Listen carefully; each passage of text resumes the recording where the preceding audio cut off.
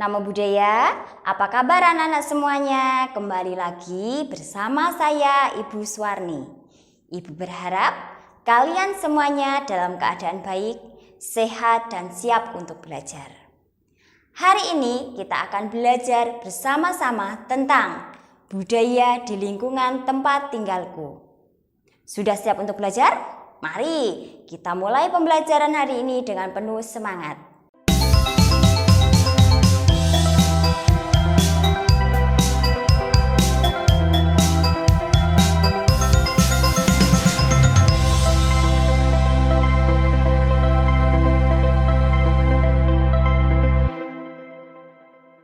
Budaya di lingkungan tempat tinggalku. Anak-anak, sebelum kalian mempelajari budaya di lingkungan tempat tinggal kalian, tahukah kalian bahwa bangsa Indonesia kaya dengan budaya? Anak-anak, budaya apa saja yang ada di lingkungan tempat tinggal kalian? Nah, tentunya anak-anak sudah memahaminya, bukan? Di lingkungan tempat tinggal kita memiliki lebih dari satu budaya.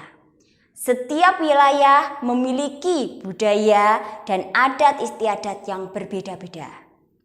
Budaya adalah semua hasil karya, rasa, dan cipta masyarakat. Anak-anak, tahukah kalian bentuk budaya itu ada berapa? 2. Ya, benar sekali. Bentuk budaya ada 2. Yaitu budaya benda dan budaya non-benda. Bentuk budaya benda. Budaya benda merupakan hasil karya yang dapat dilihat dan diraba. Nah, ayo beri contoh budaya benda di lingkungan tempat tinggal kalian. Ya, contoh budaya benda antara lain candi, ukiran, prasasti, patung, bangunan bersejarah, wayang kulit, wayang golek, keris, batik, angklung, gamelan, lukisan, anyaman, tempat bersejarah, dan lain-lain. Bentuk budaya non-benda. Budaya non-benda adalah hasil karya yang tidak dapat dipegang. Contoh budaya non-benda di lingkungan sekitar antara lain. 1. Tumpengan saat ulang tahun atau syukuran. 2. Sedekah laut. Syukuran atas hasil laut yang melimpah. 3. Sedekah bumi. Syukuran atas hasil bumi yang melimpah. 4. Ziarah kubur. Mendoakan keluarga yang telah meninggal. Dalam tradisi Tionghoa, ziarah kubur dinamakan cengbeng. 5. Upacara adat. Upacara yang secara turun-temurun dilakukan di suatu daerah, seperti upacara adat perkawinan, kelahiran, dan kematian. Cerita rakyat. Sastra lisan yang telah dikenal sejak lama dan sudah menjadi tradisi dalam masyarakat secara turun-temurun. Pantun dan puisi. Pantun adalah bentuk puisi lama yang sudah dikenal luas dalam berbagai bahasa di Nusantara. Tari kuda lumping. Seni tari yang dimainkan dengan properti berupa kuda tiruan yang terbuat dari anyaman bambu atau bahan lainnya. Pertunjukan wayang kulit. Wayang merupakan salah satu puncak seni budaya bangsa Indonesia yang paling menonjol di antara banyak karya budaya lainnya. Tari Gandrung Sewu, tarian khas Banyuwangi yang dibawakan sebagai perwujudan rasa syukur masyarakat setelah panen, dan lain-lain. Ayo, siapa yang di tempat tinggal kalian ada budaya seperti di atas? Anak-anak, setelah kalian belajar dan paham contoh-contoh budaya yang ada di lingkungan tempat tinggal kita, selanjutnya kita akan belajar bagaimana pandangan budaya dalam agama Buddha. Anak-anak, di dalam agama Buddha, Sang Buddha tidak melarang umatnya untuk meninggalkan tradisi budaya.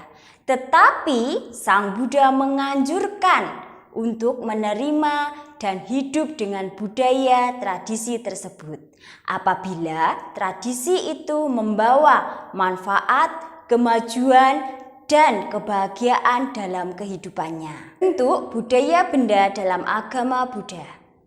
Nah, ayo beri contoh budaya benda dalam agama Buddha. Patung Buddha, candi.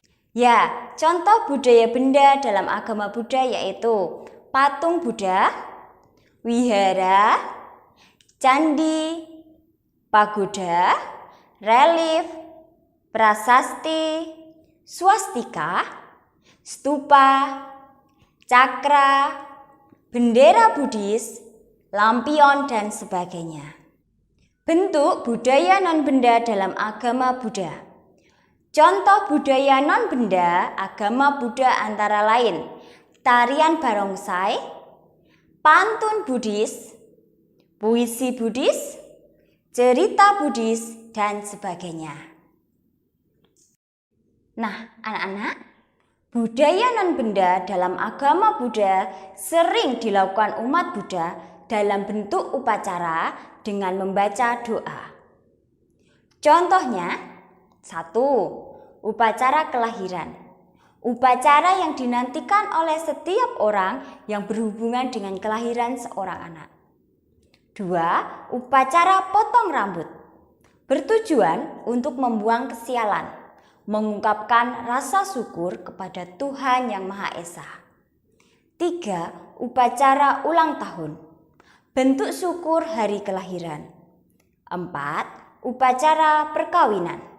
Merupakan acara yang dilangsungkan untuk melakukan upacara berdasarkan adat istiadat yang berlaku. 5. Upacara kematian. Merupakan salah satu bentuk penghormatan terhadap orang yang telah meninggal dunia. 6. Upacara menempati rumah baru supaya diberi keselamatan penghuni rumahnya.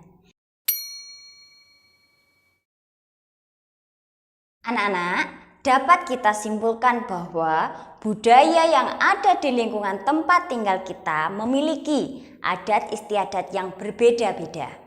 Dari semua hasil karya, rasa maupun cipta masyarakat. Sang Buddha sendiri menganjurkan kita untuk menerima dan hidup dengan budaya tradisi tersebut.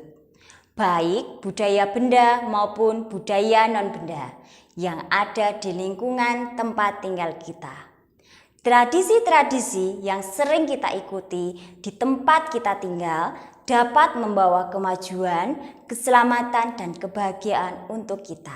Anak-anak, apakah kalian sudah memahami budaya di lingkungan tempat tinggalku? Jika belum, silahkan baca kembali dan tonton ulang videonya. Setelah itu, kerjakan aktivitas latihan dan penilaian. Jika sudah selesai, silahkan lanjutkan membaca dan menonton video berikutnya. Terima kasih anak-anak. Marilah kita akhiri kelas Dharma ini dengan memuji Buddha. Namo Buddhaya.